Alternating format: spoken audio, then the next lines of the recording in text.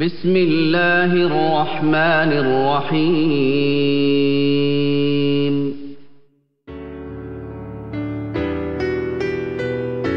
Banking বিশ্বায়নে এগিয়ে যাচ্ছে বাংলাদেশ এক দুর্বার গতিতে।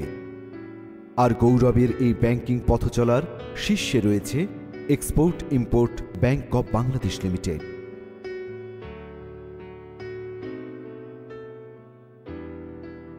সাফল্যের এই অগ্রযাত্রায় দেশের সূর্য সন্তানদের আত্মত্যাগের দুঃসাহ স্মৃতির ধারক ঢাকার রায়ের বাজারে এক্সিম ব্যাংক নিয়ে এলো শরিয়াসম্মত ইসলামী ব্যাংকিংয়ের আধুনিক সব সেবা।